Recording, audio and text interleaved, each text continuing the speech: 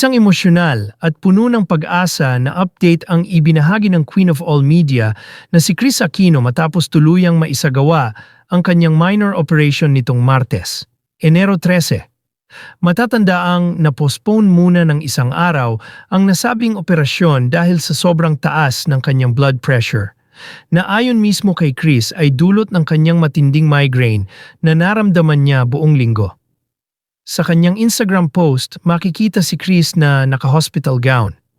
Maayos na nakaupo sa kama ng ospital habang kapiling ang kanyang dalawang anak na sina Josh at Bimbi bago siya isailalim sa operasyon. Kapansin-pansin din na mas maayos at hindi na gaanong payat ang kanyang itsura kumpara sa mga naunang larawan. Isang senyales ng patuloy na pagsisikap ng kanyang mga doktor na mapataas ang kanyang timbang sa kabila ng kanyang 11 autoimmune diseases.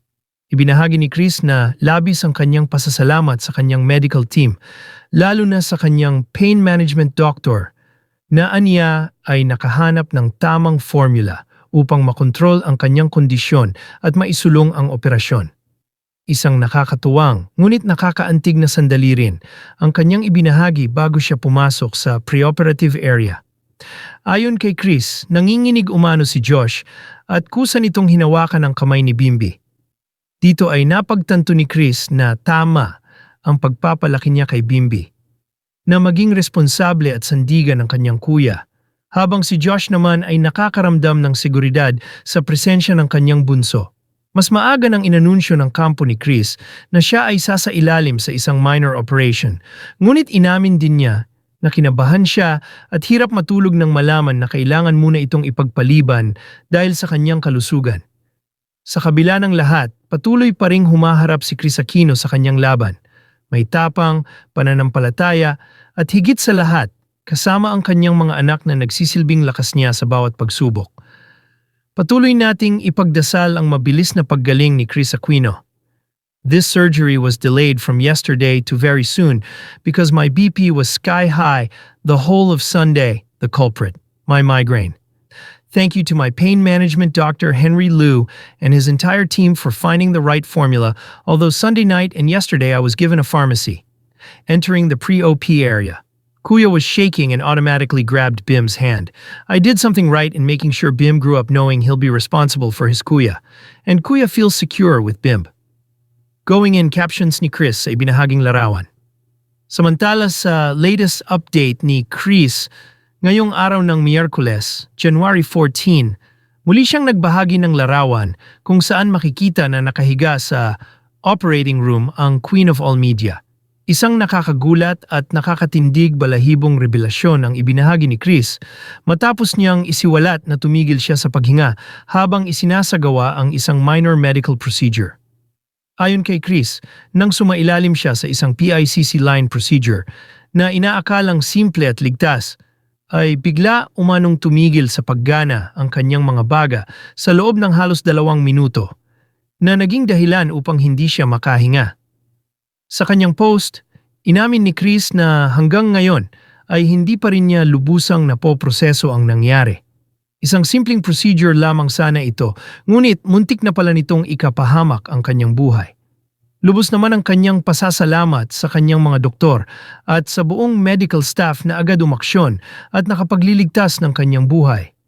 Partikular niyang pinasalamatan ang kanyang anesthesiologist, ang 2 surgeon at ang kanyang rheumatologist na aniya ay unang mukhang nasilayan niya pagkamulat, puno ng malasakit at pagmamahal.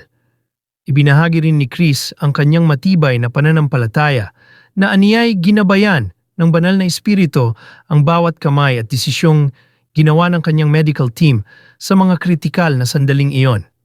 Isang napaka-emotional na bahagi ng kanyang kwento ang naganap sa kanyang post-operation recovery room, kung saan isang halik mula sa kanyang anak na si Bimbi ang nagpaalala sa kanya na utang nila sa lahat ang kanyang buhay, na siya ay buhay pa ngayon dahil sa tulong, dasal at malasakit ng marami.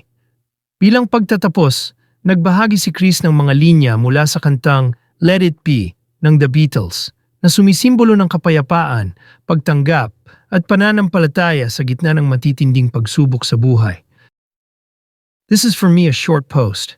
Thank you for continuing to pray for me to get better, for having faith that God will make all things possible. I haven't fully processed what happened. It was supposed to be a minor PICC line procedure, but there was a span of time totaling almost 2 minutes when my lungs stopped functioning. I stopped breathing.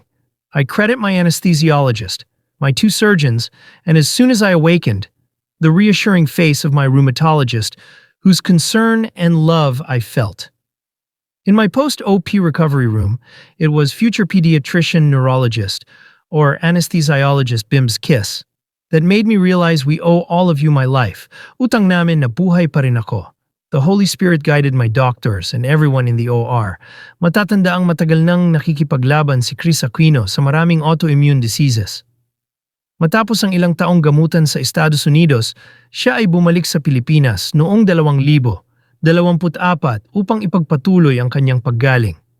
Isang paalala ang kanyang karanasan na sa kabila ng karamdaman at panganib, pananampalataya, pamilya at malasakit ng kapwa ang patuloy na nagbibigay ng pag-asa.